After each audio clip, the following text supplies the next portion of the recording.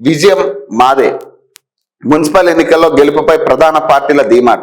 7 కార్పొరేషన్లు 100కు పైగా మున్సిపాలిటీలు మావే అంటున్న కాంగ్రెస్ అట. 30 మున్సిపాలిటీలపై జెండా ఎగరేస్తామంటున్న బీఆర్ఎస్ అట. ఉత్తర తెలంగాణ మాదే అంటున్న కమలనాథులట. 15 పురపాలకులు 2 పురపాలక సంస్థలు గెలుస్తామని ధీమాట. రాష్ట్రంలో మున్సిపల్ ఎన్నికల పోలింగ్ ముగియగా ఇప్పుడు అందరి దృష్టి ఫలితాలపై పడిందట. ఈ నేపథ్యంలో విజయంపై ప్రధాన పార్టీలైన కాంగ్రెస్, బీఆర్ఎస్, బీజేపీ ఎవరికి వారు ధీమా వ్యక్తం చేస్తున్నారు. కార్పొరేషన్లు క్లీన్ స్వీప్ చేయడంతో పాటు 100కు పైగా మున్సిపాలిటీలో విజయం సాధిస్తామని హస్తం లీడర్లు లెక్కలు వేసుకుంటున్నారు. అన్ని మున్సిపాలిటీల్లో గట్టి పోటీ ఇచ్చామని చెప్తున్న బీఆర్ఎస్ కనీసం 30 చోట్ల గులాబీ జెండా ఎగరవేస్తామని భావిస్తున్నారు. ఈసారి ఉత్తర తెలంగాణపై స్పెషల్ ఫోకస్ పెట్టిన కమలం పార్టీ 2 నగర పాలక సంస్థలతో పాటు 15 పురపాలక సంస్థలను సొంతం చేసుకుంటామని విశ్వాసం వ్యక్తం చేస్తున్నారు. రాష్ట్ర వ్యాప్తంగా 116 మున్సిపాలిటీలు 7 కార్పొరేషన్లు ఎన్నికలు జరగగా మెజారిటీ వార్డులు డివిజన్లో త్రిముఖ పోటీ కనిపించింది. ఇందులో మెజారిటీ ఓట్లు తమకే వచ్చాయని కాంగ్రెస్ చెబుతున్నది. పోలింగ్ ముగిసిన తర్వాత మంత్రులు, ఎమ్మెల్యేలు తమ ఏరియాలో జరిగిన ఓటింగ్ సరళిపై ఆరా తీశారు. వార్డుల వారీగా లెక్కలు తీసి మెజార్టీ స్థానాల్లో విజయం సాధిస్తామని నిర్ణయానికి వచ్చారట. 100 మున్సిపాలిటీలు 7 కార్పొరేషన్లు విజయం సాధిస్తామని వారు భరోసా వ్యక్తం చేస్తున్నారట. బీఆర్ఎస్ కు పట్టున్న జిల్లాలోని మున్సిపాలిటీల్లో సైతం కాంగ్రెస్ జెండా ఎగరేస్తామని చెబుతున్నారు. బీజేపీ ఎమ్మెల్యేలు ప్రాతినిధ్యం వహిస్తున్న నియోజకవర్గాల్లోని పట్టణాలు సైతం తమ ఖాతాలోకి చేరుతాయని ధీమా వ్యక్తం చేశారట. ఓటింగ్ శాతంపై బీఆర్ఎస్ ఫోకస్ అట. మున్సిపాలిటీలో చైర్మన్ పదవులు దక్కించుకోవడం కంటే ఓటింగ్ శాతం పెంచుకోవడం పైన ఈసారి బీఆర్ఎస్ ఫోకస్ పెట్టినట్లు కనిపిస్తుందట.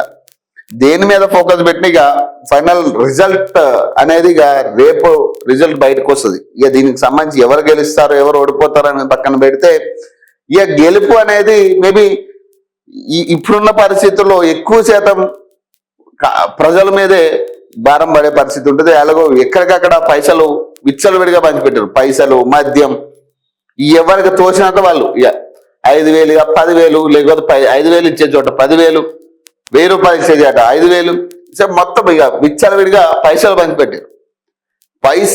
పైసల రాజకీయం గట్టిగా జరిగింది. ఇది బేసిక్ గా ఇదొక ఏమంటారు దాన్ని ఆనవాయితీ కింద వచ్చేసింది ఇది పైసల రాజకీయం అనేది. ఇక కంప్లీట్ గా పైసల రాజకీయం అయితే తప్పితే ఇది కంప్లీట్ అయ్యే పరిస్థితి ఉండదు. సో కాబట్టి 73% పోలింగ్ నమోదైందంట. ప్రశాంతంగా మున్సిపల్ ఓటింగ్. రేపు ఓట్ల లెక్కింపట. ఎక్కడికొక్కడ గందరగోళం. ఇది ఇక్కడ జగ్గారెడ్డిపై ఈసీ సీరియస్ అట.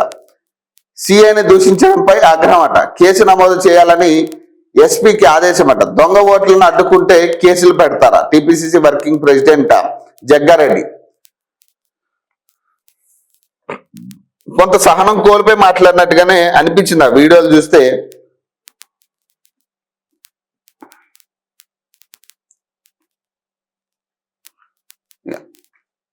సిఐపై జగ్గారెడ్డి ఆగ్రహం అట. కౌన్సిలర్ అభ్యర్థి కాలర్ పట్టుకోవడంపై ఫైర్ అట. అసభ్య పదజాలంతో దూషణ. ఈసీ సీరియస్ కేసు నమోదుకు ఆదేశాలట. సంగారెడ్డి మున్సిపాలిటీలో పోలింగ్ సందర్భంగా సిఐ కౌన్సిలర్ అభ్యర్థి కాలర్ పట్టుకున్న ఘటన ఉద్రిక్త దారితీసింది. 34వ వార్డులో రిగ్గింగ్ జరుగుతున్నట్లు అనుమానాలున్నాయని కాంగ్రెస్ అభ్యర్థి అడ్డు సిఐ శివకుమార్ తో పాటు కానిస్టేబుల్ దృష్టికి తీసుకొచ్చారు. అయితే అదేం లేదంటూ సిఐ అడ్డు కాలర్ పట్టుకుని తోసేశాడు. దీంతో కాంగ్రెస్ నేతలు సిఐ తీరుపై ఆందోళనకు దిగారు. విషయం తెలుసుకున్న టీపీసీసీ వర్కింగ్ ప్రెసిడెంట్ జగ్గారెడ్డి అక్కడకు చేరుకుని సిఐ తీరుపై ఆగ్రహం వ్యక్తం చేశారు. రిగ్గింగ్ జరుగుతుందని చెప్పిన కౌన్సిలర్ అభ్యర్థినే కాలర్ పట్టుకుంటారా? ఎవడా సిఐ? హోంగార్డులు ఎక్కడా అంటే వెంటనే ఇక్కడికి రావాలని డిమాండ్ చేశారట. కాంగ్రెస్ పార్టీ అభ్యర్థి కాలర్ పట్టిన ఆ సిఐకి అంత డాష్ ఎందుకని ఫైర్ అయ్యారట. ఈ క్రమంలో అసభ్య పదజాలంతో సిఐని దూషించారు. లా అండ్ ఆర్డర్ సమస్య వస్తే సిఐ కారణమని అతడిపై చర్యలు తీసుకోవాలని అన్నారు. అక్కడ చేరుకున్న అడిషనల్ ఎస్పీ రఘునందన్ జగ్గారెడ్డికి నచ్చజెప్పారు. విచారణ జరిపి చర్యలు తీసుకుంటామని హామీ ఇచ్చారు. అంతేకాకుండా అక్కడే కాంగ్రెస్ అభ్యర్థి నుంచి ఫిర్యాదు తీసుకోవడంతో సమస్య సద్దుమణిగింది.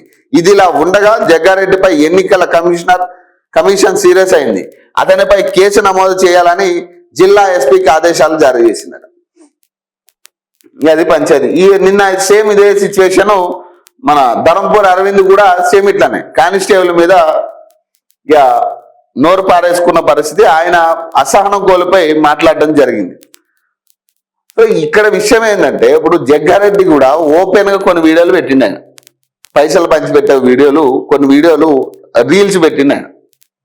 మరి ఎన్నికల కోడ్ ఆల్రెడీ రన్నింగ్ లో ఉన్న సమయంలో ఎట్లా పైసలు పంచిపెట్టడం? ఇప్పుడు నువ్వు సోషల్ సర్వీస్ చేస్తున్నావా, లేదా ఏమంటారు దాన్ని, ఇష్టపూర్వకంగా నేను ఏదో సోషల్ సర్వీస్ చేసి పేదవాళ్ళకి ఏదో ఆదుకుందామా, నువ్వు పైసలు ఇచ్చినావా, ఇంకొకదా మానవత్వంతో ఏమన్నా పైసలు ఇచ్చినావా అనేది కాదు ఇక్కడ మ్యాటర్. ఇప్పుడు ఎన్నికల సమయం, నువ్వు ఆల్రెడీ ఒక పార్టీకి ప్రాతినిధ్యం వహిస్తున్నావు. అప్పుడు నువ్వు ఇచ్చే పైసలకు ప్రతిదీ కూడా రాంగ్ డైవర్షన్ లోనే ఉంటది.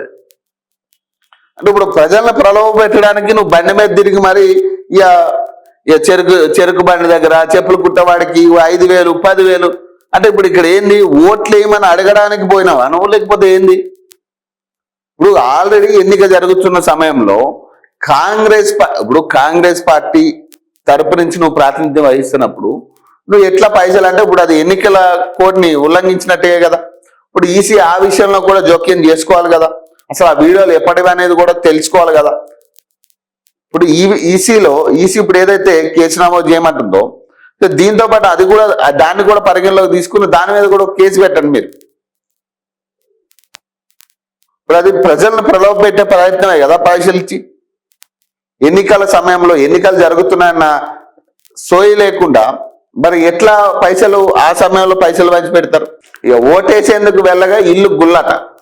మక్తలపట్నం శబరి కాలనీలో చోరీ అట. మున్సిపల్ ఎన్నికల్లో ఓటు వేసేందుకు దంపతులు ఇంటికి తాళం వేసి వెళ్ళగా అదును చూసిన దొంగలు చోరీకి పాల్పడ్డారట. ఈ ఘటన నారాయణపేట జిల్లా మక్తలపట్నంలోని శబరి కాలనీలో జరిగిందట. విజయ్ భాస్కర్ రెడ్డి అనే వ్యక్తి తన కుటుంబంతో కలిసి స్థానికంగా అద్దెకు ఉంటున్నారట. ఈ క్రమంలో బుధవారం ఆయన తన భార్యతో కలిసి మున్సిపల్ ఎన్నికల్లో ఓటు వేసేందుకు వెళ్లారు.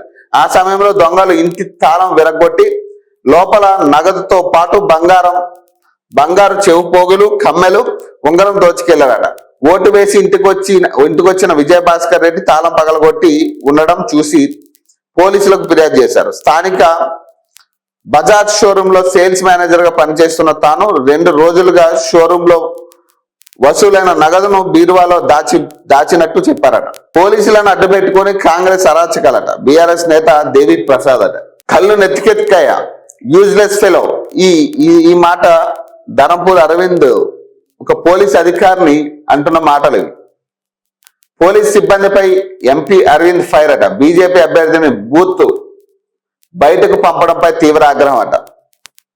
ఎంపీ అరవింద్ పై కేసు నమోదట. ఎన్నికల విధుల్లో ఉన్న పోలీస్ సిబ్బందిని ఉద్దేశించి పరుష పదజాలంతో బెదిరించిన ఎంపీ ధర్మపూర్ అరవింద్ పై కేసు నమోదు చేసినట్లు నిజామాబాద్ 1 టౌన్ SHO రఘుపతి తెలిపారు. బుధవారం పోలింగ్ సందర్భంగా 287 పోలింగ్ బూత్ వద్ద ఎంపీ మా క్యాండిడేట్ ను ఎవరు బయటకు పంపారు, తన్నులు తింటారా అంటూ విధుల్లో ఉన్న పోలీస్ ఎన్నికల సిబ్బందిపై పరుష పదజాలంతో దూషణకు దిగడంపై ఎలక్షన్ స్టాఫ్ చేసిన ఫిర్యాదుపై కేసు నమోదు చేసినట్లు పేర్కొన్నారట. బీజేపీ ఎంపీ ధర్మపూర్ అరవింద్ పోలీసుల తీరుపై అగ్గి మీద గుగ్గిలమయ్యారట. నిజామాబాద్ నగరంలోని 287వ పోలింగ్ బూత్ లోకి వెళ్లిన పార్టీ అభ్యర్థి పోలీస్ సిబ్బంది బయటకు పంపించడంపై తీవ్ర ఆగ్రహం వ్యక్తం చేశారు. విషయం తెలుసుకున్న ఆయన పోలింగ్ కేంద్రానికి వచ్చి రాగానే క్యాండిడేట్ ను ఎవడరా బయటకు పంపించిందంటూ పోలీస్ సిబ్బందిని ప్రశ్నించారు. తన్నులు తింటారా ఏంది సంగతి అంటూ హెచ్చరించారు. ఏం బలిసిందా, కండ్లు నెత్తికెక్కినాయా, దిమాగ్ ఖరాబ్ అయిందా అంటూ పోలీసులకు యూజ్లెస్ ఫెలో అంటూ ఫైర్ అయ్యారట. ఊహించని పరిణామంతో బిత్తరపోయిన పోలీస్ సిబ్బంది ఏం మాట్లాడాలో అర్థం కాక చూస్తూ ఉండిపోయారు. ఆ తర్వాత నువ్వు లోపలికి పో, సాయంత్రం 5 గంటల దాకా బయటకు రాకు, నువ్వు క్యాండిడేట్ వాడు బయటకు పంపిస్తే నువ్వెట్లా పోతావు అంటూ అభ్యర్థిని బూత్లోకి పంపించారట. ఎవడన్నా లోపలికి వస్తే తన్నుకుంటూ బయటకు తీసుకురా, పోలీసుడైనా సరే అని సూచించారట. అటు తర్వాత పోలింగ్ బూత్ లోకి వెళ్లిన ఎంపీ క్యాండిడేట్ ను ఎలా బయటికి పంపించమంటూ పోలింగ్ ఆఫీసర్ పై తీవ్ర ఆగ్రహం వ్యక్తం చేశారట. Better to behave your self అట అంటూ హెచ్చరించారు. కాగా ఎంపీ అరవింద్ హల్చల్ చేసిన వీడియో సోషల్ మీడియాలో వైరల్ అవుతుందట. అది పంచేది ఎక్కడికక్కడ కొంచెం ఏమంటారు దాన్ని ఈ గందరగోళం సృష్టించి కొంత అసహనం ఆగ్రహానికి గురై కొంతమంది నేనే ఎంపీని, నేనే అధికారిని, లేకపోతే నేను నాయకుడిని, నేను చెప్పినట్టు అధికారులు ఎందుకు విన్నారు అనే కాడికి కొంత దీంతో వాళ్ళు బిహేవ్ చేసినట్టుగా కనపడతా ఉంది. ఎమ్మెల్యే గంగులపై కేసట, ఎలక్షన్ కోడ్ ఉల్లంఘనపై నమోదు. ఎన్నిగా మొత్తం నిన్న గందరగోళం కనపడతా ఉంది ఎక్కడికక్కడ. పాల్వంచ పిఎస్ వద్ద ఉద్రిక్తత, ఖాళీ బ్యాలెట్ బాక్సుల తరలింపుపై సిపిఐ బీఆర్ఎస్ ఆందోళన, స్టేషన్ లో బైఠాయించిన ఎమ్మెల్యే కూనంనేని. కొత్తగూడెం కార్పొరేషన్ ఎన్నికల వేళ పాల్వంచ పట్నం పిఎస్ వద్ద ఉద్రిక్తత నెలకొంది. సోమవారం సాయంత్రం వందల సంఖ్యలో తరలివచ్చిన సిపిఐ బీఆర్ఎస్ బీజేపీ కార్యకర్తలు పిఎస్ ముట్టడికి యత్నించారట. ఖాళీ బ్యాలెట్ బాక్సులను పోలీస్ స్టేషన్ ఎందుకు తరలించారో స్పష్టత ఇవ్వాలని డిమాండ్ చేశారట. బ్యాలెట్ బాక్సుల భద్రత, పారదర్శకతపై అనుమానాలు వ్యక్తం చేస్తూ పోలీసులు అధికార పార్టీకి అనుకూలంగా వ్యవహరిస్తున్నారని ఆరోపించారు. ఆందోళనకు సిపిఐ రాష్ట్ర నాయకులు కొత్తగూడెం ఎమ్మెల్యే కూనంనేని సాంబశివరావు, పార్టీ జిల్లా కార్యదర్శి షబీర్ పాషా, బీఆర్ఎస్ జిల్లా అధ్యక్షుడు మాజీ ఎమ్మెల్యే రేగా కాంతారావు సంఘీభావం తెలుపుతూ అక్కడే బైఠాయించారు. నిష్పక్షపాతంగా వ్యవహరించాల్సిన బాధ్యత గల పోలీసులు లేరని గుర్తు చేశారు. ఒక మహిళను స్టేషన్ లో నిర్బంధించిన ఘటనపై సిపిఐ జిల్లా కార్యదర్శి షబీర్ పాషా ఫోన్ లో సర్కిల్ ఇన్స్పెక్టర్ తో మాట్లాడగా అనుచితంగా ప్రవర్తించారని వెంటనే బహిరంగ క్షమాపణ చెప్పాలని డిమాండ్ చేశారు. ఎగ్జిట్ పోల్స్ లో హస్తం హవాట, 5 కార్పొరేషన్ లో కాంగ్రెస్ పై చేయట.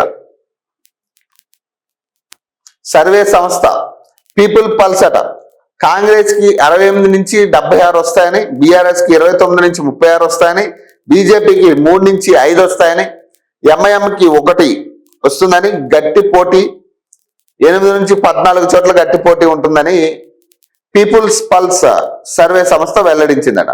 పల్స్ టుడేనేమో 84 నుంచి 85% కాంగ్రెస్ కి వస్తాయని, 23 నుంచి 27 స్థానాలు బీఆర్ఎస్ కి వస్తాయని, 4 నుంచి 5 స్థానాలు బీజేపీకి వస్తాయని, ఎంఐఎంకి 1 రావచ్చు పోవచ్చుగా. గట్టి పోటీ కూడా తక్కువే ఉన్నట్టుగా కనపడుతున్నట్టుగా సో పల్స్ టుడే అనే సంస్థ ఇచ్చింది. ఏదేమైనా కానీ ఇప్పుడు కాంగ్రెస్ పార్టీ గెలవబోతుందనే ప్రచారం విస్తృతంగా జరుగుతూ ఉంది. ఎందుకు ఇక్కడ అధికార పార్టీ ఒకటి, వాస్తవంగా అధికార పార్టీ ఏం చేస్తుంది, అన్ని అవకాశాలు ఉంటాయి వారికి, ఎట్లాంటి మతలపైన చేయొచ్చు అధికార పార్టీ. అందులో ఈ స్థానిక సంస్థ ఎన్నికల్లో ఎక్కువ ఇంపాక్ట్ చూపించేది కూడా అధికార పార్టీయే ఉంటుంది.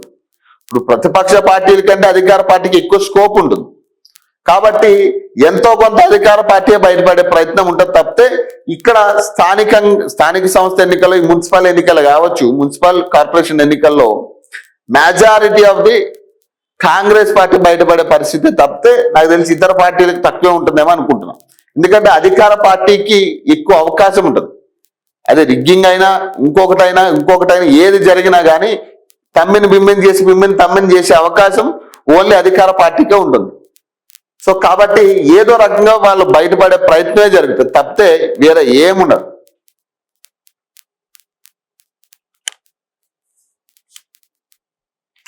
అత్యధిక మున్సిపాలిటీలు సైతం 2వ స్థానానికి బీఆర్ఎస్ పరిమితమట. ఆ 2 చోట్ల అతిపెద్ద పార్టీగా బీజేపీ అట. సర్వే ఫలితాలు వెల్లడించిన పీపుల్ పల్స్ టుడే సంస్థలట. ఒక్కొక్కసారి తమ్మిని బింబయ్యే పరిస్థితి కూడా ఉంటుంది, చెప్పలేము. ఇప్పుడు ప్రజానాది ఎట్లా ఉందనేది మనం చెప్పలేని పరిస్థితి. బేసిక్ గా ఇక్కడ ఎట్లాంటి సిచ్యువేషన్స్ అయినా కూడా ఏదైనా కూడా అధికార పార్టీ బయటపడే ప్రయత్నం ఉంటుంది ఎక్కువ.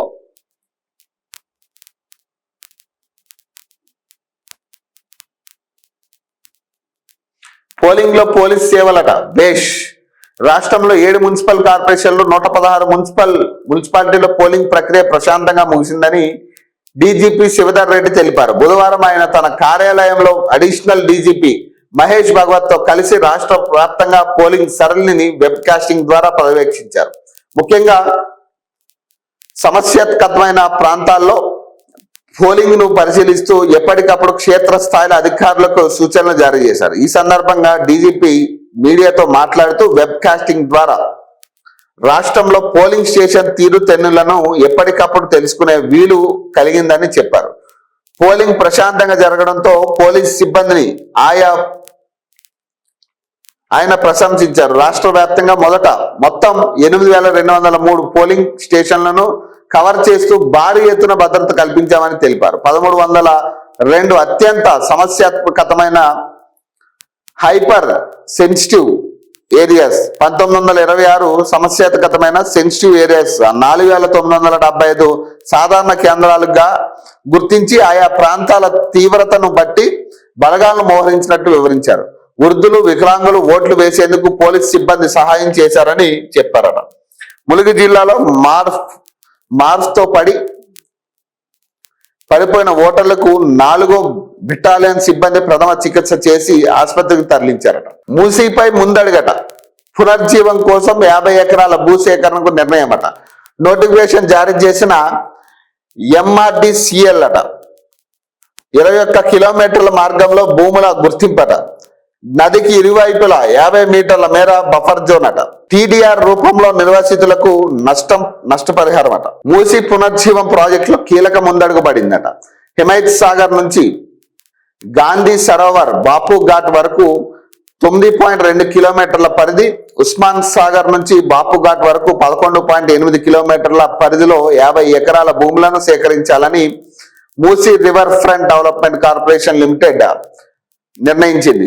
దీనికి సంబంధించిన బుధవారం నోటిఫికేషన్ జారీ చేసిందట. 50 మీటర్ల బఫర్ జోన్ ఏరియాట. హైదరాబాద్, రంగారెడ్డి, మేడ్చల్, మల్కాజ్గిరి జిల్లాలోని 14 మండలాల పరిధిలో గండిపేట్ నుంచి గౌరెల్లి వరకు 55 మీటర్ల మార్గంలో మూసి ప్రవహిస్తుందని, ఈ 55 కిలోమీటర్ల మార్గంలో నదికి ఇరువైపులా 50 మీటర్ల బఫర్ జోన్ ఏరియాను సేకరించాలని ప్రభుత్వం నిర్ణయించింది. ఈ ప్రాంతాల్లో నది జీవవర్ణం అర్బన్ ల్యాండ్స్కేపింగ్ పనులు చేపట్టాలని ప్రభుత్వం నిర్ణయించిన విషయం తెలిసిందే అని, మూసీ నది శుద్ధీకరణతో పాటు ఇరువైపుల పర్యాటక కేంద్రాలు, ఉద్యానవనాలు, అంతర్జాతీయ ప్రమాణాలతో కూడిన మౌలిక సదుపాయాలను కల్పించడమే లక్ష్యంగా ప్రభుత్వం ప్రణాళికలు రూపొందించింది. భూసేకరణ ప్రక్రియ వేగవంతం కావడంతో త్వరలోనే క్షేత్రస్థాయిలో నిర్మాణ పనులు ప్రారంభమయ్యే అవకాశం ఉందని అధికారులు చెబుతున్నారట. తెలంగాణ ప్రభుత్వం ప్రతిష్టాత్మకంగా చేపట్టిన మూసీ పునర్జీవానికి తొలి అడుగు పడింది.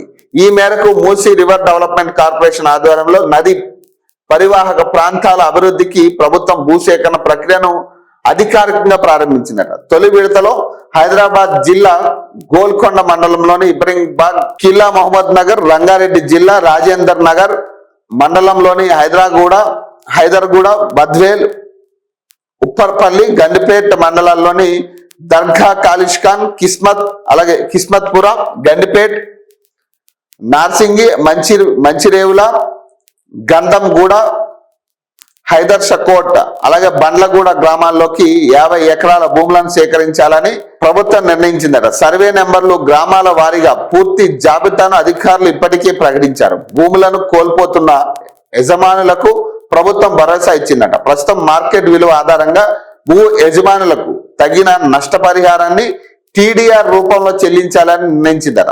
ఈ భూ సేకరణపై ఎవరికైనా అభ్యంతరాలు ఉంటే నిర్ణీత గడువులోగా సంబంధిత అధికారులకు లిఖితపూర్వకంగా సమర్పించాలని నోటిఫికేషన్ లో పేర్కొన్నారట. TDR రూపంలో తీసుకోవడానికి ఎవరు రెడీగా లేరు అనేది నా ఉద్దేశం. TDR ప్రాసెస్ ని బేసిక్ గా పబ్లిక్ యాక్సెప్ట్ చేయట్లేదు. సో TDR ప్రాసెస్ లో మీరు ఎప్పుడు ఆ పైసలు రిలీజ్ చేస్తారనేది తెలియదు. వాళ్ళు ఏమంటున్నారు, ఇప్పుడు మన అమీన్పూర్ చెరువు ఈ ఏరియాలో కూడా సేమ్ ఇదే సిచ్యువేషన్ ఉన్నప్పుడు మీరు దాన్ని ఏదైతే ప్రభుత్వ భూమిగా మీరు చెప్పి చిత్రీకరించి వాళ్ళకి ఏదైతే భూములు లాక్కునే ప్రాసెస్ మీరు పెట్టుకున్నారో అక్కడ కూడా మీరు ఇదే TDR ప్రాసెస్ లో ఇస్తామంటే వాళ్ళు కూడా వద్దంటున్నారు. ఇప్పుడు అసలు ఆ టీడీఆర్ ప్రాసెస్ లో మీరు ఏం చేయాలనుకుంటున్నారు అనేది చెప్పాలి. అసలు ఆ టీడీఆర్ ప్రాసెస్ ఎలా ఉండబోతుంది?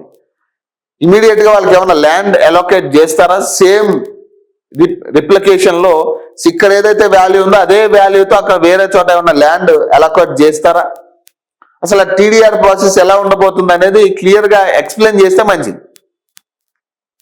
చాలా కన్ఫ్యూజన్స్ ఉన్నాయి ఆ టీడీఆర్ మీద, కాబట్టి దాని మీద ఎక్స్ప్లెయిన్ చేసి కనీసం చెప్పగలిగే అవగాహనకి తీసుకొచ్చే ప్రయత్నం చేస్తే ఇంకా బెటర్. టీడీఆర్ రూపంలో పరిహారం అట. మూసీ పునర్జీవం ప్రాజెక్టులో భూములు కోల్పోతున్న బాధితులకు transfer of development rights TDR రూపంలో పరిహారం ఇవ్వాలని ప్రభుత్వం నిర్ణయించిందట. ఈ మేరకు ఇప్పటికే ఉత్తర్వులు జారీ చేసింది. చెరువుల FTL, నదుల MFL పరిధిలోకి వచ్చే భూములను సరెండర్ చేస్తే వాటికి 200% టీడీఆర్, చెరువులు, నదులు బఫర్ జోన్ల పరిధిలోని భూములను ప్రభుత్వానికి అప్పగిస్తే 300% బఫర్ జోన్కు వెలుపల ఉన్న అంటే జలాశయాలకు పరిరక్షణ, అలాగే అభివృద్ధి, ప్రజా ప్రయోజనాల ప్రాజెక్టు కోసం రోడ్డు విస్తరణ పనులు భూములను సరెండర్ చేస్తే గనక 400% ఇస్తారు టీడీఆర్. ప్రైవేట్ భూముల్లో నాలాల వెడల్పు పనులు చేపట్టడానికి రెవెన్యూ రికార్డులో సూచించబడిన నాలాలు భూములను ఇస్తే వాటికి 400% టీడీఆర్ రూపంలో నష్టపరిహారం చెల్లించాలని ప్రభుత్వం నిర్ణయించిందట. ముద్రా లోన్ పేరిట సైబర్ ఫ్రాడ్ అట. వరంగల్కు చెందిన 5 అరెస్ట్ అట. జాబ్ సెర్చింగ్ క్రమంలో సైబర్ నేరస్తులుగా మారిన నిందితులట. సైబర్ మోసంలో అరెస్ట్ అయిన 5 యువకులట. ముద్రా రుణాలు ఇప్పిస్తామని ఓ మహిళను మోసం చేసి ఉమ్మడి వరంగల్కు చెందిన 5 హైదరాబాద్ CCS సైబర్ క్రైమ్ పోలీసులు బుధవారం అరెస్ట్ చేశారట.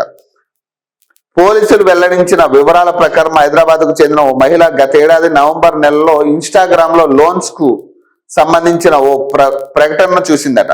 మరుసటి రోజు గుర్తు తెలియని వ్యక్తి ఫోన్ చేసి మీకు 3 లక్షల ముద్రా లోన్ మంజూరైందని, ఆధార్ కార్డు వివరాలు పంపిస్తే రుణం నగదును మీ బ్యాంకు ఖాతాలో జమ చేస్తామని చెప్పాడట. దీంతో మహిళ అతనికి ఆధార్ కార్డు పంపించగానే TDS ఇన్సూరెన్స్ ఛార్జీలంటూ మొత్తం 1 లక్ష వసూలు చేశాడు. రుణం వద్దని చెప్పినా దానికి కూడా 15,000 ఇవ్వాలని డిమాండ్ చేశాడట. దీంతో మహిళ ఇది మోసమని గ్రహించి CCS సైబర్ క్రైమ్ పోలీసులకు ఫిర్యాదు చేసింది. దర్యాప్తు చేసిన పోలీసులు బుధవారం ఈ మోసానికి పాల్పడ్డ B. Arun, G. Bharat, S. Tirupati, B. Tarun, C. శ్యామ్లను అరెస్ట్ చేశారట. పశ్చిమ బెంగాల్ ఆన్లైన్ మోసాలపై ట్రైనింగ్ అట. ఉమ్మడి వరంగల్ జిల్లాలోని ఓ మారుమూల గ్రామానికి చెందిన అరుణ్, భరత్, తిరుపతి, తరుణ్, శ్యామ్లు చదువును మధ్యలోనే వదిలేసి దినసరి కూలీగా పనిచేస్తున్నారట. ఇలా 2023లో ఫేస్బుక్ లో జాబ్ సెర్చింగ్ చేస్తుండగా రాహుల్ అనే వ్యక్తి పరిచయం అయ్యాడట. అతను మేము ఫేక్ ముద్ర దాని లోన్ కు సంబంధించిన కాల్ సెంటర్ నిర్వహిస్తున్నాము, మీరు ఆసక్తిగా ఉంటే మాతో పని చేయొచ్చని ఆఫర్ ఇచ్చాడట. డబ్బులు అవసరం ఉండడంతో ఈ 5 ఓకే అన్నారట. కృష్ణ అనే వ్యక్తి ఈ 5 హైదరాబాద్ నుంచి పశ్చిమ బెంగాల్ కు తీసుకువెళ్ళాడట. అక్కడ లోన్స్ అంటూ ఎలా మోసం చేయాలో వీరికి ట్రైనింగ్ ఇచ్చారట. రాహుల్, కృష్ణ వీరికి తెలుగు రాష్ట్రాల ప్రజలకు సంబంధించి డేటాను ఇచ్చి వారితో ఫోన్లు చేయించి దాదాపు నెల రోజుల్లోనే 180 నుంచి 200 మందిని మోసగించి డబ్బులు దోచేశారట. ఇలా చేసినందుకు పశ్చిమ బెంగాల్కు చెందిన సైబర్ చీటర్ వీరికి 30% కమిషన్ ఇచ్చారట. తిరిగి హైదరాబాద్కు వచ్చిన తర్వాత ఈ 5 కలిసి సోషల్ మీడియా వేదికగా ముద్ర, ధనీ లోన్స్ అంటూ ప్రకటనలు ప్రచారం చేసి అమాయకులు ఎవరైనా సంప్రదించగానే వారిని బురిడి కొట్టించి లక్షలు దోచేస్తున్నారని విచారణలో తెలిసిందట. చూడండి మరి ఎంత ఘోరం. జాబ్ సెర్చింగ్ కోసం చూసి ఎవడో పరిచయం అయింది వాడిగా ఈ లోన్స్ అని చెప్పి ఫేక్ లోన్స్ అని క్రియేట్ చేసి ఎట్లా మోసం చేయొచ్చు, ఎన్ని పైసలు లాగొచ్చు. 200 నుంచి 300 మంది కాంటాక్ట్స్ ఇచ్చిరట. వాళ్ళు ఆ కాంటాక్ట్స్ ఇస్తే దాదాపు 180 నుంచి 200 మందిని మోసగించారట ఆల్రెడీ. దాంట్లో 30% కమిషన్ ఇచ్చిరట వీళ్ళు. చూడండి మరి పశ్చిమ బెంగాల్లో ట్రైనింగ్ తీసుకున్నారట వీళ్ళ 5. మున్సిపల్స్ పై CPAC సర్వే అట. సంచలన ఫలితాలు వెల్లడట. 116 మున్సిపాలిటీలో 74 కాంగ్రెస్ ఖాతాలట. 7 కార్పొరేషన్లో 5 కాంగ్రెస్కేనట. బీఆర్ఎస్ ఖాతాలో 36 మున్సిపాలిటీలట. బీజేపీ సిపిఐకి చెరో కార్పొరేషన్ అట. గ్రౌండ్ రిపోర్ట్స్ శాంపిల్స్ ద్వారా స్పష్టమట. సిపాక్ సంస్థ ఎండి సర్వే కిరణ్ అట. CPEC survey అంచనాట. కాంగ్రెస్ కి 74, 5 కార్పొరేషన్లు, మున్సిపాలిటీలు 74, కార్పొరేషన్లు 5 వస్తాయట. బీఆర్ఎస్ కు మున్సిపాలిటీలు 36 మాత్రమే వస్తాయట. కార్పొరేషన్ లో గెలిచే పరిస్థితి లేదని చెప్తా ఉంది ఈ సర్వే. బీజేపీకి మున్సిపాలిటీలు 5 వస్తాయి, కార్పొరేషన్ లో 1 వస్తుందట. కమ్యూనిస్ట్ పార్టీకి మున్సిపాలిటీ 1, కార్పొరేషన్ 1 వస్తుందట. మొత్తం 116 మున్సిపాలిటీలు, కార్పొరేషన్లో 7. సో మొత్తం 74. కాంగ్రెసే పై చేయి ఉండబోతుంది అనేది ఈ సర్వే ఇస్తున్న రిపోర్ట్. సో సిపాక్ సర్వే అది. గ్రేటర్ హైదరాబాద్ లో 3 బల్దియాలట. స్పెషల్ ఆఫీసర్ గా బాధ్యతలు స్వీకరిస్తున్న జేఎస్ రంజన్, పక్కన జిహెచ్ఎంసి కమిషనర్ ఆర్వి కర్ణన్ అట. రాష్ట్ర ప్రభుత్వం ఉత్తర్వులు జారీ. టీసీయూఆర్ స్పెషల్ ఆఫీసర్ గా జేఎస్ రంజన్ బాధ్యతలట. జిహెచ్ఎంసి కమిషనర్ గా ఆర్వి కర్ణన్ కొనసాగింపట. ఎంఎంసి కమిషనర్ గా వినయ్ కృష్ణారెడ్డి అట. సృజన్ కు సైబరాబాద్ విధులట.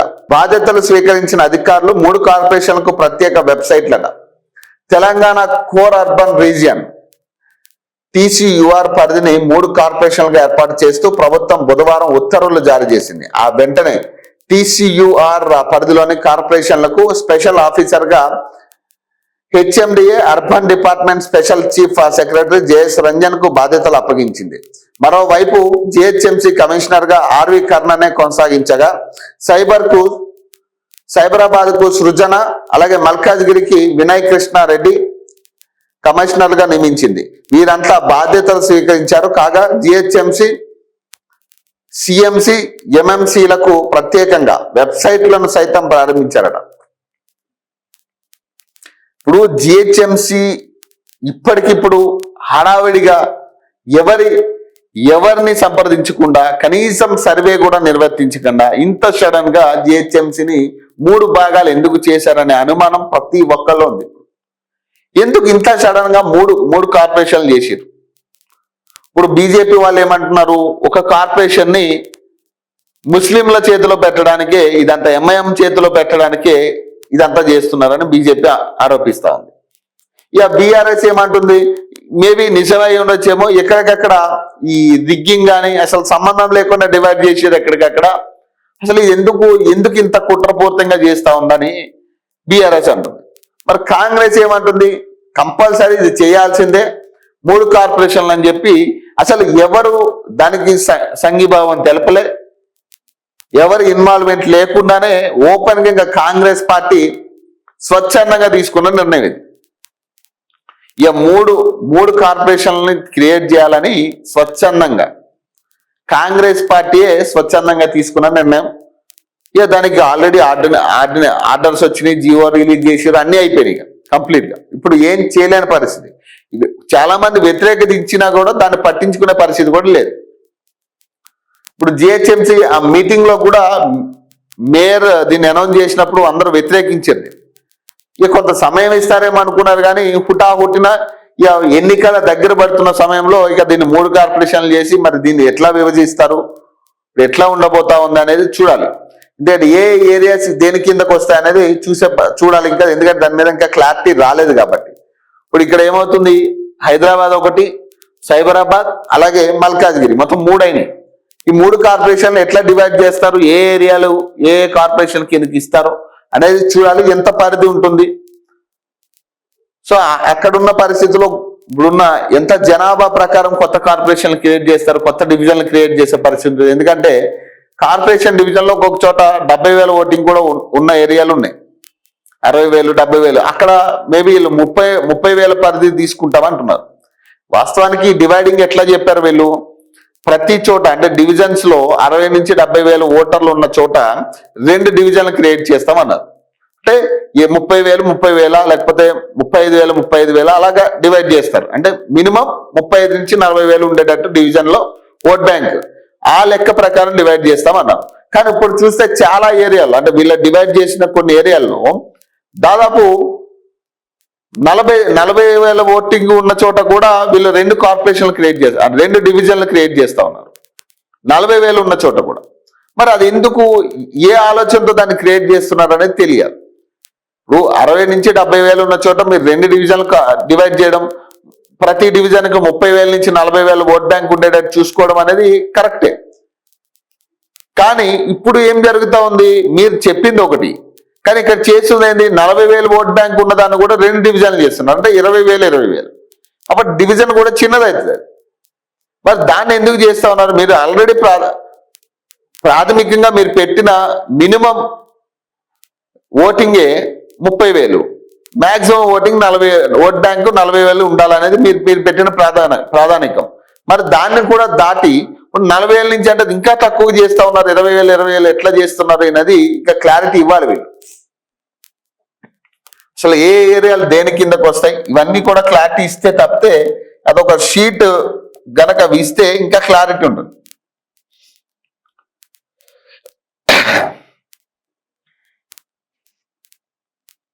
మూడింటికి ప్రత్యేక వెబ్సైట్లట. జిహెచ్ఎంసి, సిఎంసి, ఎంఎంసీలకు ప్రత్యేకంగా వెబ్సైట్లను సైతం ఏర్పాటు చేశారట. ఈ 3 కార్పొరేషన్ల పరిధిలోని engineering, town planning, sanitation, administration విభాగాలను అధికారులను కేటాయించడంతో పాటు వారికి లాగిన్ ఐడీలను కూడా ఏర్పాటు చేశారట. బుధవారం నుంచి కొత్త కార్పొరేషన్ల పరిధిలో బిల్డింగ్ పర్మిషన్లు ఇవ్వనున్నారు. పునర్వ్యవస్థీకరణ అనంతరం జిహెచ్ఎంసీ కమిషనర్ గా బాధ్యతలు స్వీకరించిన ఆర్వి కర్ణన్ బుధవారం మర్యాద పూర్వకంగా ప్రధాన కార్యదర్శి రామకృష్ణారావును సచివాలయంలో కలిశారట. 150 వార్డుల్లో జిహెచ్ఎంసీ అట. 3 కార్పొరేషన్ల విభజనలో భాగంగా 689 చదరపు కిలోమీటర్లో 150 వార్డులతో కూడిన గ్రేటర్ హైదరాబాద్ మున్సిపల్ కార్పొరేషన్ అట, అంటే జిహెచ్ఎంసీని ఏర్పాటు చేశారట. 70 లక్షల జనాభా ఉందని అధికారులు చెబుతున్నారు. ఖైరతాబాద్, సికింద్రాబాద్, చార్మినార్, రాజేందర్ నగర్, గోల్కొండ, శంషాబాద్ లో జోన్లు ఉన్నాయట. వీటిలో 30 సర్కిల్ ఉన్నాయట. దీంతో పాటు ముషీరాబాద్, మలక్పేట్, అంబర్పేట్, ఖైరతాబాద్, జూబ్లీహిల్స్, సనత్ నగర్, నాంపల్లి, కార్వాన్, గోషమహల్, చార్మినార్, చంద్రాయనగుట్ట, యాకుత్పుర, బహదూర్పుర, సికింద్రాబాద్, ఇబ్రహీంపట్నం, రాజేంద్ర నగర్, మహేశ్వరం మొత్తం 18 అసెంబ్లీ నియోజకవర్గాలు ఉన్నాయట జిహెచ్ఎంసీలు. సో అసెంబ్లీ నియోజకవర్గాలు 18, 30 సర్కిల్ అట. సో దాదాపు 70 లక్షల జనాభా ఉందని చెప్తా ఉంది జిహెచ్ఎంసీ పరిధిలో, అంటే ఇది హైదరాబాద్ కిందకు వస్తుంది.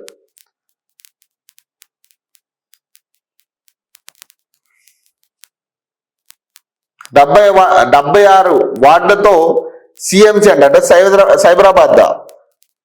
సైబరాబాద్ మున్సిపల్ కార్పొరేషన్ అనమాట. జిహెచ్ఎంసీ పరిధిలోని షేర్లింగంపల్లి, కుకట్పల్లి, కుత్బుల్లాపూర్ జోన్లలోని 16 సర్కిళ్లు, 76 వార్డులతో కూడిన సైబరాబాద్ మున్సిపల్ కార్పొరేషన్ గా ఏర్పాటు చేసిరట. ఈ కార్పొరేషన్ 613 చదరపు కిలోమీటర్ల పరిధిలో విస్తరించి ఉందని, 31.11 లక్షల జనాభా ఉందట. సో తక్కువ జనాభా ఉంది. ఇది జిహెచ్ఎంసీని 70 లక్షల జనాభాతో ఉంటే సిఎంసీ వచ్చి 31.11 లక్షల జనాభాతో ఉంది. సో 16 సర్కిళ్ళు, 76 వార్డులు వస్తాయట సిఎంసీ కింద, అంటే సైబరాబాద్ మున్సిపల్ కార్పొరేషన్ కిందకి. సో దాదాపు 613 చదరపు కిలోమీటర్లు ఉంటుంది అది. 31 లక్షల జనాభా ఉంటుంది ఇందులో.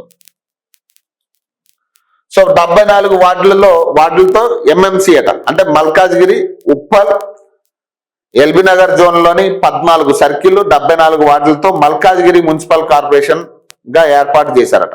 654 చదరపు కిలోమీటర్ల విస్తరణలో 35.52 లక్షల జనాభా ఉందని అధికారులు గుర్తించారట.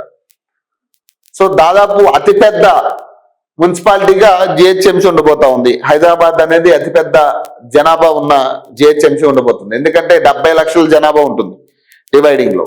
సో ఇవి రెండు కూడా దాదాపు సిఎంసీ అంటే సైబరాబాద్ కానీ లేదా మన మల్కాజ్గిరి జిహెచ్ఎంసీ కానీ, మల్కాజ్గిరి మున్సిపల్ కార్పొరేషన్ కానీ, ఇవి రెండు కూడా 31-32 లక్షల జనాభాతోనే డివైడ్ చేసారు వీళ్ళు.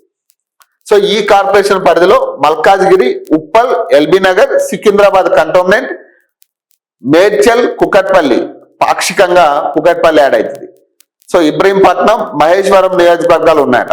ఈ కార్పొరేషన్ కమిషనర్ గా వినయ్ కృష్ణారెడ్డి ప్రభుత్వం నియమించిందట.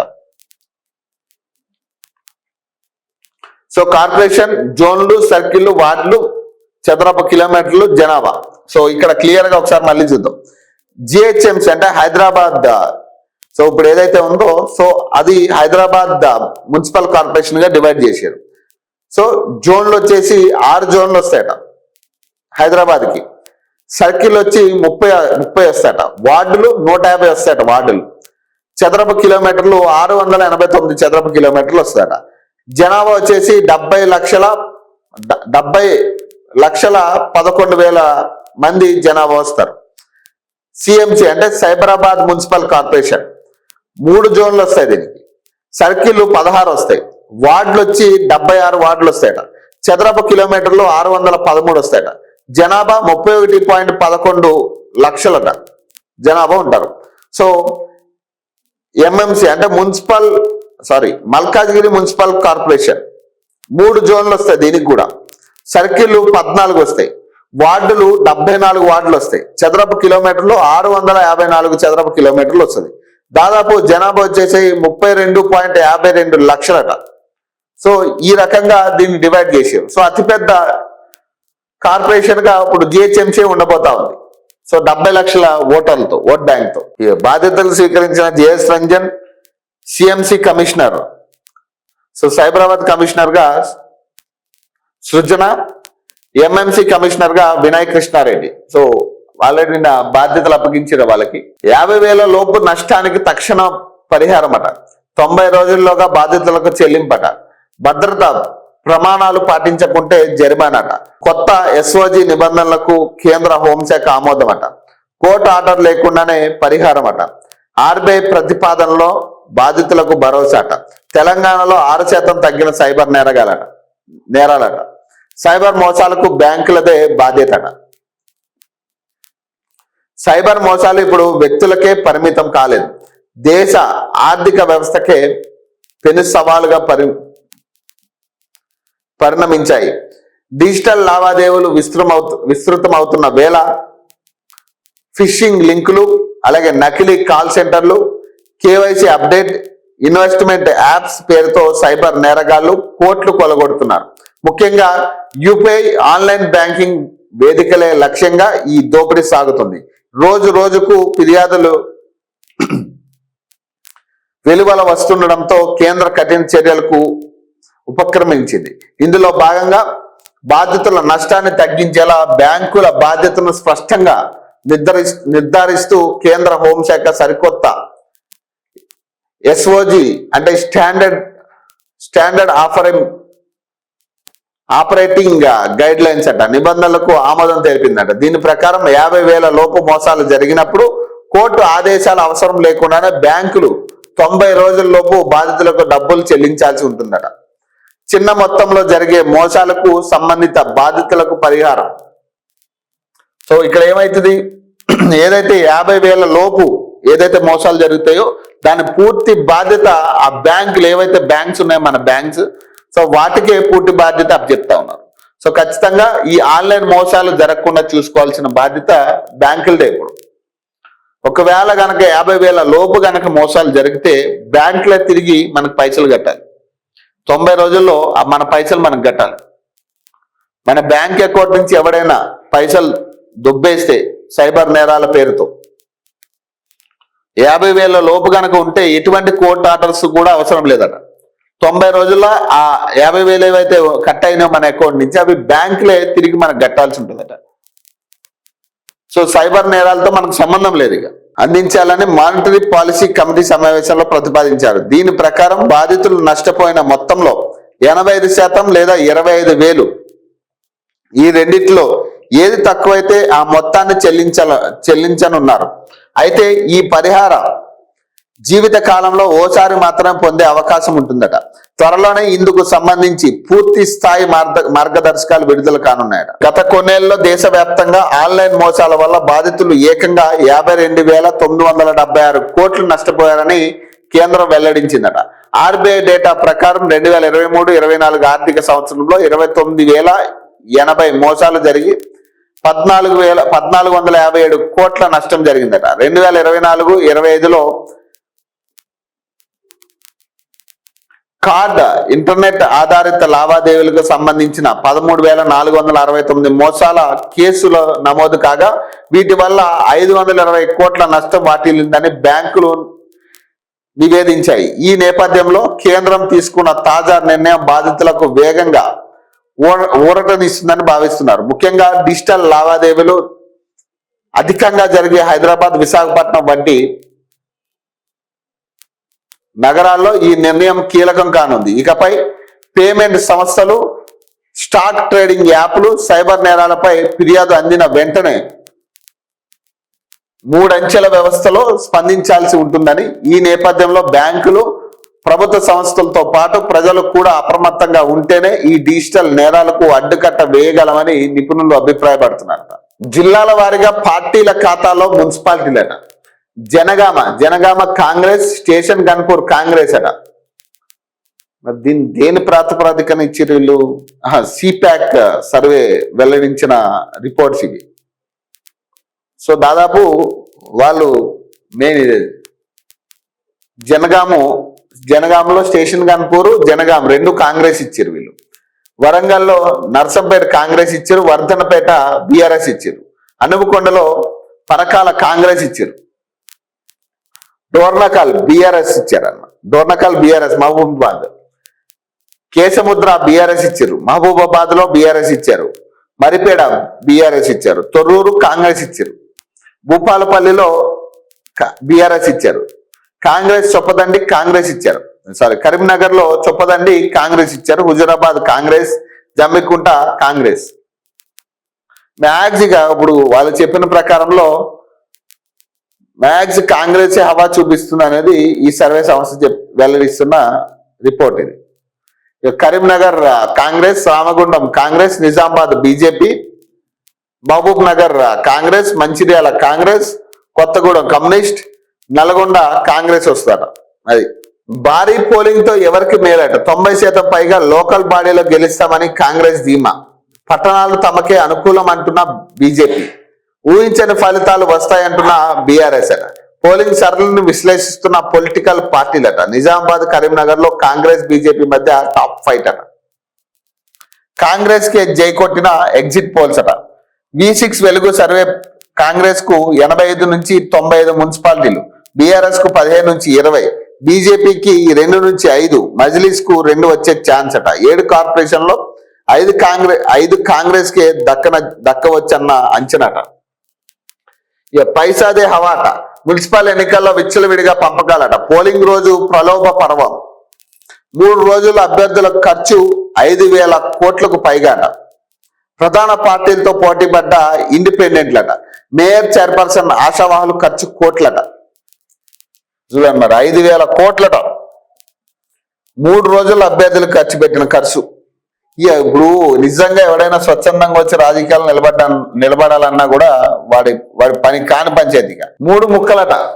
రాజకీయ లబ్ధి కోసం అడ్డగోలుగా హైదరాబాద్ విభజన అట. కాంగ్రెస్ తీరుతో చెదిరిన విశ్వనగర కళ అట. పెట్టుబడులు, అభివృద్ధిపై తీవ్ర ప్రభావం అట. హైదరాబాద్ను విశ్వనగరంగా తీర్చిదిద్దాలట. పెట్టుబడులను ఆకర్షించి మరిన్ని అంతర్జాతీయ సంస్థలను కేంద్రంగా మార్చాలి. దేశంలోని అన్ని మెట్రో నగరాల కంటే అగ్రస్థానంలో నిలపాలి అన్న కళ చెదిరిపోయిందట. ఇప్పుడు మున్సిపాలిటీలుగా ఉన్న హైదరాబాద్ నగరాన్ని గ్రేటర్ గా మార్చి కాంగ్రెస్ పార్టీ ఇప్పుడు కేవలం రాజకీయ ప్రయోజనాల లక్ష్యంగా 3 ముక్కలు చేసిందట. విశ్వ నగర ఆకాంక్షను ధ్వంసం చేసిందట. శివారు మున్సిపాలిటీలను గ్రేటర్ లో విలీనం చేసే క్రమంలో హైదరాబాద్ ను గ్లోబల్ సిటీగా, దేశంలోని అతిపెద్ద మున్సిపాలిటీగా తీర్చిదిద్దుతామంటూ బీరాలు పలికిన సీఎం రేవంత్ రెడ్డి ఇప్పుడు ఉన్నదాన్ని విచ్ఛిన్నం చేశారని, నగర అభివృద్ధికి బ్రేకులు వేశారు. పాలన సౌలభ్యం కోసమే 3 కార్పొరేషన్లను విభజన అని చెప్తున్న ఎవరు నమ్మే పరిస్థితి లేదని చెప్తున్నారట. ఏదేమైనా చెప్పేది ఇక్కడ చేయలేని పరిస్థితి, ఏం చేయలేని పరిస్థితి ఉంది ఇక్కడ. ఆల్రెడీ ఆ విభజన అయిపోయింది, దానికి జీవోలు వచ్చినాయి, ఆల్రెడీ కమిషన్లు నియమించారు. ఇప్పుడు చేసే పరిస్థితి ఏం లేదు. ఇక ఇదే పంచాయతీలో ఎన్నికలకు వెళ్లాల్సిన పరిస్థితి. ఇక పోటెత్తిన ఓటర్లట మున్సిపాలిటీలో 75.88% అట, కార్పొరేషన్లో 66.5 పోలింగ్ అట. అరే నీ సంగతి తెలుస్తాట జగ్గారెడ్డిది, యూజ్లెస్ ఫెలో. ఇక ఇవన్నీ కూడా నిన్న జరిగినవి అనమాట. అవుట్ సోర్సింగ్ ఉద్యోగుల అరిఘోష. నెలల తరబడి 1900 మంది ఎదురు చూపులట, రోజువారీ ఖర్చులకు తీవ్ర ఇబ్బందులట, కరుణించిన ఏజెన్సీలు పట్టించుకోని ప్రభుత్వం అట, అధికారులకు ఇచ్చిన వినతులు బుట్ట దాఖలట, ఆందోళనకు సిద్ధమవుతున్న ఉద్యోగులు. ఇక వీళ్ళ పరిస్థితి ఇంకా ఘోరం అబ్బా. ఈ అవుట్ సోర్సింగ్ వాళ్ళు మింగలేక కక్కలేక ఉండే పరిస్థితులు ఉన్నారు వీళ్ళు పాపం. అసలే చాలిన వేతనం, అది కూడా ప్రతి నెల చేతికి అందుతుందా అంటే అది లేదు. నెలల తరబడి నిరీక్షిస్తే గాని ఖాతాలో జమ కాని పరిస్థితి. ఇది రాష్ట్రంలోని సగటు ఒప్పంద ఉద్యోగి దుస్థితి అట. ఇలా రాష్ట్రాల వ్యాప్తంగా దాదాపు 1900 మంది అవుట్ సోర్సింగ్ ఉద్యోగులు వేతనాల కోసం 6-7 నెలల నుంచి అరిగోస పడుతున్నారట. ఏజెన్సీల నిర్లక్ష్యం, ప్రభుత్వ అలక్ష్యం వల్ల రోజువారీ ఖర్చులకు డబ్బులు లేక ఇగట్ల పాలవుతున్నారు. రాష్ట్ర వ్యాప్తంగా జిల్లా పరిషత్ పాఠశాలలు, మోడల్ స్కూళ్లు, కస్తూర్బాయి విద్యాలయాలు, ఎస్సీ ఎస్టీ బీసీ మైనారిటీ గురుకులాలు, ప్రభుత్వ కాలేజీలతో దాదాపు 1900 మంది అవుట్ సోర్సింగ్ ఉద్యోగులు పనిచేస్తున్నారు. స్థాయిని బట్టి వారికి 13,600 నుంచి 20,000 వరకు వేతనాలు ఇస్తున్నారు. మైండ్ లీడర్స్, యువశక్తి, లక్ష్య, లేబర్ నెట్, అలాగే ఎల్ఎన్జే, వాల్యూర్ తదితర 18 ఏజెన్సీల ద్వారా వేతనాలు చెల్లిస్తున్నారు. వీటిలో 1-2 మినహా మిగిలిన ఏజెన్సీలు 6 నుంచి 7 నెలలుగా వేతనాలు ఇవ్వడం లేదని అవుట్ సోర్సింగ్ ఉద్యోగులు చెప్తున్నారు. ఆ ఏజెన్సీల నిర్వాహకులు, ప్రభుత్వ అధికారులు పరస్పరం నెపం వేసుకుంటూ తప్పించుకుంటున్నారని ఆరోపిస్తున్నారట. వీళ్ళ మీద వీళ్ళేమో ప్రభుత్వం ఇవ్వట్లేదని చెప్తుంటే, ప్రభుత్వం ఏమో ఆల్రెడీ మేము ఇచ్చేసినాం, ఇక వాళ్ళు మీకు ఇవ్వకపోతే మేమేం చేయాలని ప్రభుత్వం చెప్తా ఉంది.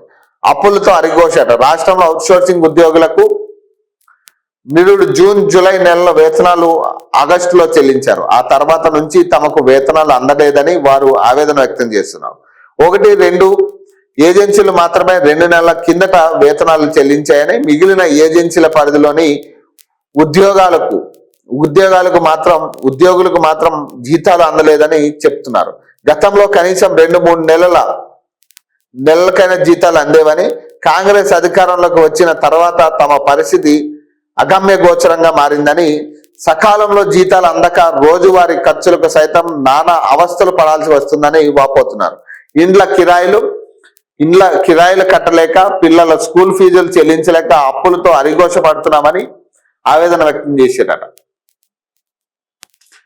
సో వినతులు అధికారంలో రాగానే ప్రభుత్వ ఉద్యోగుల తరహాలో కాంట్రాక్ట్ అవుట్సోర్సింగ్ సిబ్బందికి ప్రతి నెల 1నే వేతనాలు ఇస్తామని అసెంబ్లీ ఎన్నికల సమయంలో కుదరగొట్టిన కాంగ్రెస్ నేతలు తీరా అధికారంలోకి వచ్చిన 24 నెలలు దాటిన ఆ హామీని అమలుకు చర్యలు చేపట్టడం లేదని, దీంతో తమ పరిస్థితి మరింత దుర్భరంగా మారిందని కాంట్రాక్ట్ అవుట్సోర్సింగ్ ఉద్యోగులు ఆవేదన వ్యక్తం చేస్తున్నారు. దీనిపై సంబంధిత మంత్రితో పాటు ఎమ్మెల్యేలు అధికారులకు సమర్పించిన వినతులు బుట్ట దాఖలవుతున్నాయని మండిపడుతున్నారు. బడా కాంట్రాక్టులు, వేల కోట్ల బిల్లులు చెల్లిస్తున్న ప్రభుత్వం నిరుద్యోగులను ఇబ్బందులకు గురి చేయడంతో ఎంతవరకు సమంజసమని ప్రశ్నిస్తున్నారు. ఇప్పటికైనా ప్రభుత్వం కళ్ళు తెరిచి సక్రమంగా తమకు వేతనాలు ఇవ్వాలని డిమాండ్ చేశారు. లేకుంటే త్వరలోనే ఉద్యమ కార్యాచరణ ప్రకటిస్తామని హెచ్చరించారట. బట్టిపై అధిష్టానానికి రేవంత్ ఫిర్యాదట. ఢిల్లీకి చేరిన బొగ్గులొల్లట.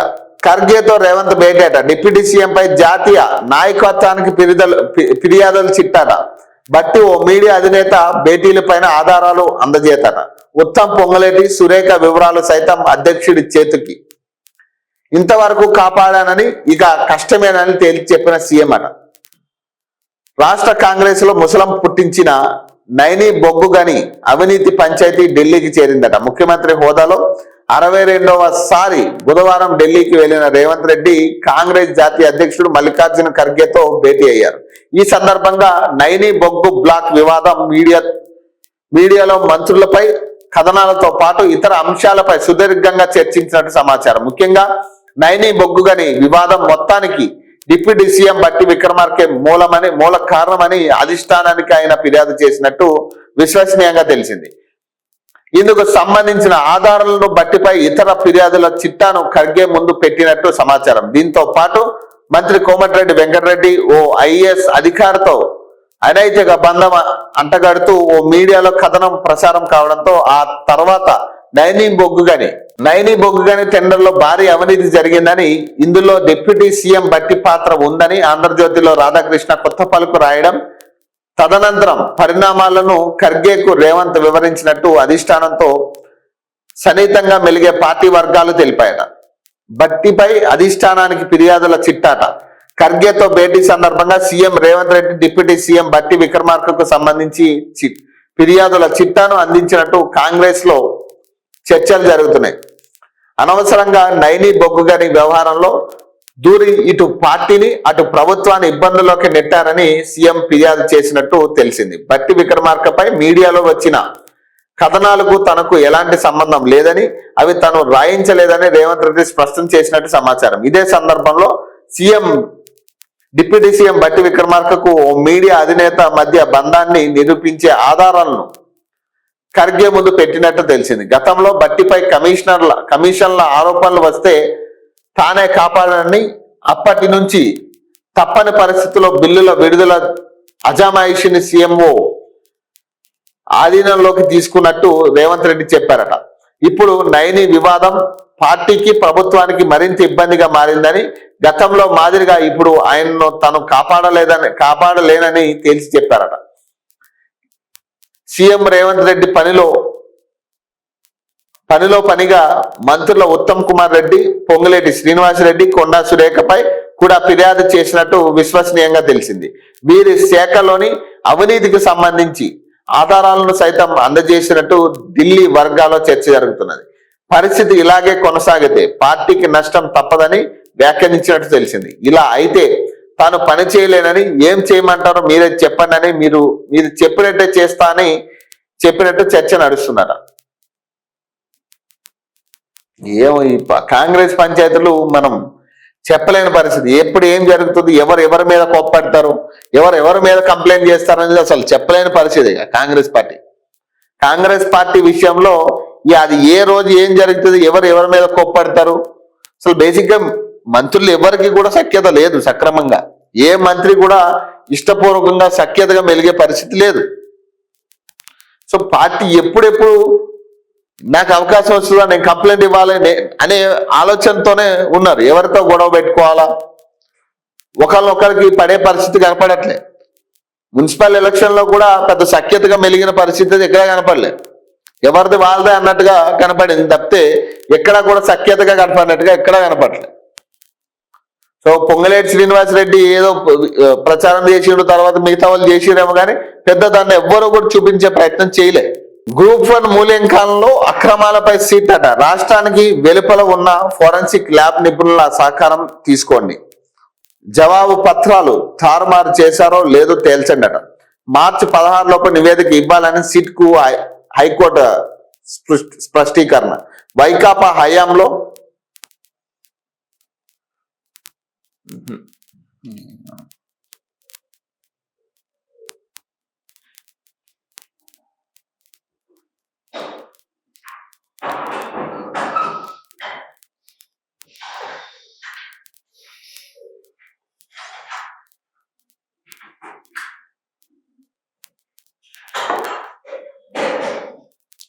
అమెరికాకు లొంగిపోయారట.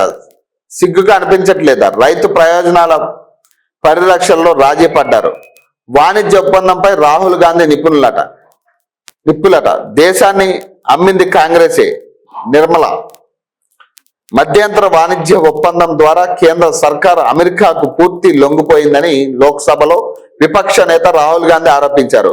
భారత ఇంధన భద్రతను టోకుగా అప్పగించేశారని, హోల్సేల్ గా సరెండర్ చేశారని, రైతు ప్రయోజనాల పరిరక్షణలో రాజీ పడ్డారని ధ్వజమెత్తారు. మోదీ పీకను వారు అంటే అమెరికా పట్టుకోవడం వల్లే ఆయన ఈ వాణిజ్య ఒప్పందంలో భారత ప్రయోజనాలు పణంగా పెట్టి లొంగిపోయారని విమర్శించారు. యుద్ధ విద్యలో ముందుగా ఇలాగే పట్టు సాధించి ఆ తర్వాత మెడ బిగించి ప్రత్యర్థి చేతులెత్తేసేలా చేస్తారని వివరించారు. బుధవారం లోక్సభలో కేంద్ర బడ్జెట్ పై చర్చలో రాహుల్ పాల్గొని ప్రసంగించారు. అమెరికాతో వాణిజ్య ఒప్పందం అమల్లోకి వస్తే ఆ దేశ వ్యవసాయ ఉత్పత్తుల దాటికి భారత రైతులు విలువలాడాల్సి వస్తుందని, వస్త్ర పరిశ్రమలు పని అయిపోయినట్టని, ఇకపై భారత్ ఎవరి నుంచి చమురు కొనాలో